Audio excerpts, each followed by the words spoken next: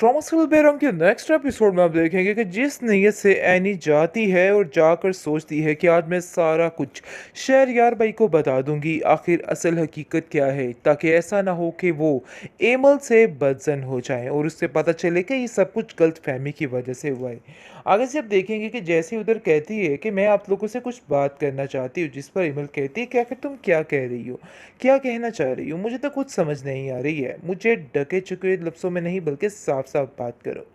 लेकिन आप देखेंगे कि जैसे ही वो उसको कहने की कोशिश अभी करने लगती है, तो दूसरी तरफ उनके पास यानी कि आयमा और उसकी माँ के पास ऐसा सबूत मिल जाता है उनको कि बस वो उनके तो बस नवारे नियारे हो जाते हैं और वो समझ लेती हैं कि बस उनकी ज़िंदगी में एक ट्विस्ट आ चुका है, बहुत ही शानदार किस्म का घर में फंक्शन है ताकि जिल्लत हो सके एमल की। और वो बहुत खुश होती है। आयमा के तो सारे ही चांसेस बन चुके हैं कि अब शहरयार उसका साथ देगा और ज़रूर देगा, क्योंकि वो जानती है कि बहुत ही अच्छी खबर उसको मिल गई है। लेकिन आप देखेंगे कि जैसे ही ये सारी बात फैलती है, तो आगे से सबसे पहले वो कॉल करती है फाखरा को और कहती है कि देखिए मैं आपको एक बड़ी ही कोई अच्छी एक खबर सुनाने लगी हूँ। आगे से वो कहती है क्या, कहती है कि आपकी बहू की सारी हकीकत जो कि झूठ समझकर आप सच समझकर मान रही हैं और समझ रही हैं कि वाकई में वो सच है। देखिए ऐसा कुछ भी नहीं है। आगे से एमा कहती है कि आप जिस एमल पे इतना यकीन कर रही थी, आज मैं आपको उसकी कहानी बताती हूँ। वो लड़की बिल्कुल भी उम्मीद से नहीं, आप लोग बहुत गलत समझ रहे थे, ऐसा कुछ भी नहीं था। सिर्फ और सिर्फ धोखा था और कुछ भी नहीं। उसने आपसे झूठ बोला था ताकि मैं शहरयार से दूर हो सकूं, इसके अलावा उसका कोई भी मकसद नहीं था। पता नहीं क्यों आप लोग उसकी बात पे यकीन कर रहे थे और मेरी बात का यकीन नहीं कर रहे थे। लेकिन देखिए कितना बड़ा धोखा किया इस लड़की ने हमारे साथ, मुझे तो कुछ समझ नहीं आ रही है कि ये लड़की ऐसा कैसे कर सकती है। लेकिन अब देखेंगे कि उसके घर वाले इस बात को सुन के शॉक हो चुके हैं और कहते हैं नहीं आखिर तुम क्या कह रही हो, मुझे तो कुछ समझ नहीं आ रही, सारी मेरी बच्ची की खुशियों को नज़र लग चुकी है। तुमने ये बात पहले क्यों नहीं की है, इन सब बातों में तुम्हारा कसूर है। जिसको सुनकर वो कहती है कि मैं डर गई थी कि अगर ऐसा ना हो कि शहरयार भाई को अगर इस बात का इल्म हो गया तो वो इस लड़की से दूर हो सकते हैं और एमल की ज़िंदगी में जो खुशियाँ लौटी हैं वो सारी खुशियाँ ख़त्म हो सकती है। लेकिन फाकरा बहुत ही गुस्से में आ चुकी है, शदीद तरीन किस्म का उसको गुस्सा आ गया और वो समझ चुकी है कि नहीं जी मामला ख़राब है और अब ये मामला ज़्यादा देर तक नहीं चलने वाला। और कहती है शहरयार ज़रा जल्दी से घर आओ, मुझे तुमसे ज़रूरी बात करनी। जिस पर वो कहते हैं कि आखिर मम्मी कोई खैरियत है, आप इतनी परेशानी में घबराई हुई क्यों हैं। जिस पर वो कहती हैं कि आपकी जो बीवी है ना उसको ज़रा ध्यान से लेके आना, क्योंकि वो बहुत ज़्यादा कमज़ोर है और वैसे भी उसे इस हालत में ज़रा आराम की ज़रूरत है और मैं चाहती हूँ कि बड़ी तसल्ली के साथ उसको घर लेके आ जाए।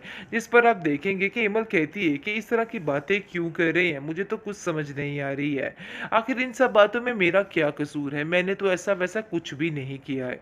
यानी कि जो कुछ भी हुआ है वो एनी की वजह से हुआ है। आगे से एनी कहती है कि मेरा कोई भी गलत मकसद नहीं था, यकीन मानो मैं तुम्हारा भला चाहती थी और इस वजह से ही मैं सब कुछ करना चाहती थी। लेकिन मुझे तो समझ ही नहीं आ रही कि आखिर तुम मुझ पे कैसे ऐसे इल्ज़ाम लगा सकती हो, मैंने कुछ भी नहीं किया है और मैं अभी भी चाहती हूँ कि सब कुछ ठीक हो जाए। लेकिन अफसोस की बात यह है कि शहरयार से दिल से एमल उतर चुकी है और वो कहता है कि मुझे यकीन ही नहीं आ रहा कि आप सब मिलकर इतनी बड़ी साजिश कर सकते हैं कि सब कुछ खत्म हो जाए और देखो अपने हाथों से ही तुमने सारा कुछ खत्म कर दिया। जिस पर वो कहती है इन सब बातों में मेरा कोई कसूर नहीं, मुझे तो किसी चीज़ का कोई अंदाज़ा ही नहीं था कि आखिर क्या हुआ और क्या नहीं हुआ है। इसलिए वो काफ़ी ज़्यादा परेशान हो जाती है और रोती दुलाती है।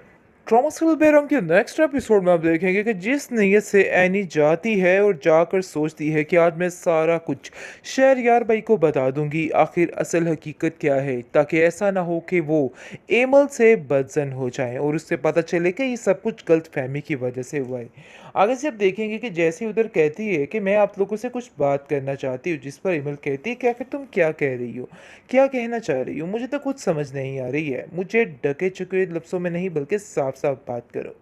लेकिन आप देखेंगे कि जैसे ही वो उसको कहने की कोशिश अभी करने लगती है, तो दूसरी तरफ उनके पास यानी कि आयमा और उसकी माँ के पास ऐसा सबूत मिल जाता है उनको कि बस वो उनके तो बस नवारे नियारे हो जाते हैं और वो समझ लेती हैं कि बस उनकी ज़िंदगी में एक ट्विस्ट आ चुका है, बहुत ही शानदार किस्म का घर में फंक्शन है ताकि ज़िल्लत हो सके एमल की, और वो बहुत खुश होती है। आयमा के तो सारे ही चांसेस बन चुके हैं कि अब शहरयार उसका साथ देगा और ज़रूर देगा, क्योंकि वो जानती है कि बहुत ही अच्छी खबर उसको मिल गई है। लेकिन आप देखेंगे कि जैसे ही ये सारी बात फैलती है, तो आगे से सबसे पहले वो कॉल करती है फ़ाखरा को और कहती है कि देखिए, मैं आपको एक बड़ी ही कोई अच्छी एक खबर सुनाने लगी हूँ। आगे से वो कहती है क्या? कहती है कि आपकी बहू की सारी हकीकत जो कि झूठ समझकर आप सच समझकर मान रही हैं और समझ रही हैं कि वाक़ई में वो सच है। देखिए, ऐसा कुछ भी नहीं है। आगे से एम्मा कहती है कि आप जिस एमल पे इतना यकीन कर रही थी, आज मैं आपको उसकी कहानी बताती हूँ। वो लड़की बिल्कुल भी उम्मीद से नहीं, आप लोग बहुत गलत समझ रहे थे, ऐसा कुछ भी नहीं था। सिर्फ़ और सिर्फ़ धोखा था और कुछ भी नहीं। उसने आपसे झूठ बोला था ताकि मैं शहरयार से दूर हो सकूं, इसके अलावा उसका कोई भी मकसद नहीं था। पता नहीं क्यों आप लोग उसकी बात पे यकीन कर रहे थे और मेरी बात का यकीन नहीं कर रहे थे। लेकिन देखिए, कितना बड़ा धोखा किया इस लड़की ने हमारे साथ। मुझे तो कुछ समझ नहीं आ रही है कि ये लड़की ऐसा कैसे कर सकती है। लेकिन अब देखेंगे कि उसके घर वाले इस बात को सुन के शॉक हो चुके हैं और कहते हैं, नहीं आखिर तुम क्या कह रही हो? मुझे तो कुछ समझ नहीं आ रही, सारी मेरी बच्ची की खुशियों को नज़र लग चुकी है।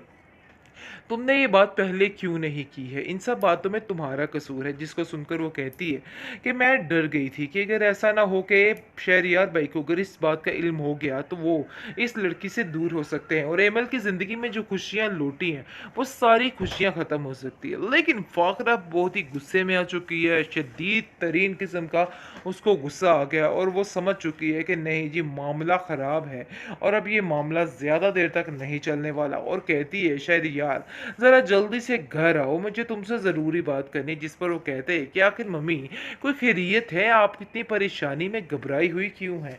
जिस पर वो कहती हैं कि आपकी जो बीवी है ना, उसको ज़रा ध्यान से लेके आना, क्योंकि वो बहुत ज़्यादा कमज़ोर है और वैसे भी उसे इस हालत में ज़रा आराम की ज़रूरत है और मैं चाहती हूँ कि बड़ी तसल्ली के साथ उसको घर लेके आ जाए। जिस पर आप देखेंगे कि इमल कहती है कि इस तरह की बातें क्यों कर रहे हैं, मुझे तो कुछ समझ नहीं आ रही है।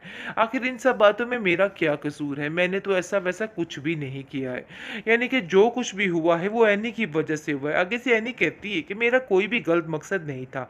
यकीन मानो, मैं तुम्हारा भला चाहती थी और इस वजह से ही मैं सब कुछ करना चाहती थी।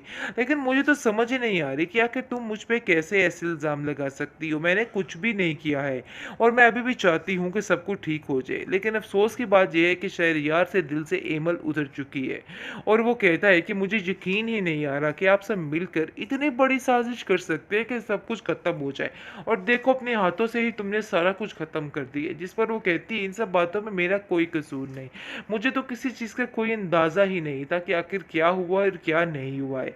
इसलिए वो काफ़ी ज़्यादा परेशान हो जाती है और रोती दुलाती है।